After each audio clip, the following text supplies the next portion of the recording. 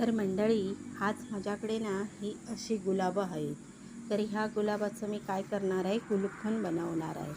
तर काय करते, ह्याच्या मी पाकळ्या काढते आणि स्वच्छ धुवून थोडंसं वाळत टाकते. तर सर्व गुलाबांच्या मी ह्या पाकळ्या काढून घेतलेल्या आहेत. तर ह्या मी नळाखाली आता स्वच्छ धुवून घेते.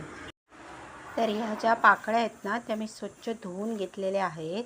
तर मी ह्या 5 मिनटं काय करते, फॅन खाली एक जरासं सुकून घेते, म्हणजे त्याच्यावरती जे काय पाणी असेल ना ते निघून जाईल.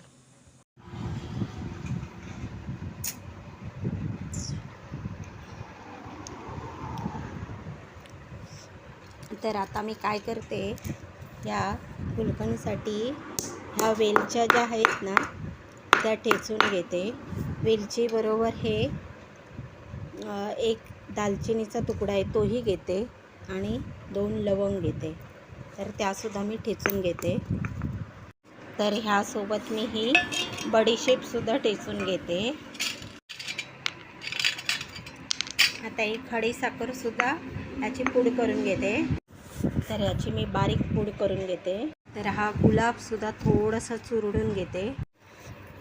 तर या पाकळ्या अशा चुरडून घेतलेल्या आहेत. तर त्याच्यामध्ये हे बडीशेप, वेलची, दालचिनी वगैरे हे घालायचं, चुरून घ्यायचं आणि आपण जी खडी साखर घेतलेली ती ह्याच्यामध्ये घालायची.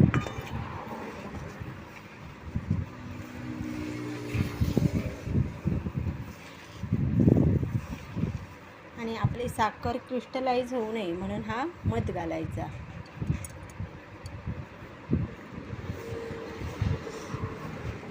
आणि हे व्यवस्थित चुरून घ्यायचं, म्हणजे याला लावून घ्यायचं पाकळ्यांना.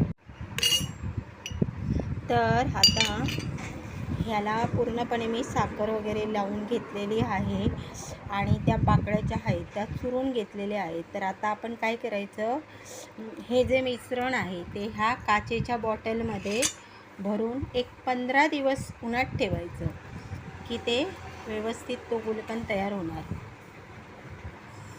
म्हणजे आतमधली जी साखर आहे ना ती विरघळली जाणार आणि आपला गुलकंद तयार होणार. तर हे मी बॉटलमध्ये भरून घेतलेलं आहे.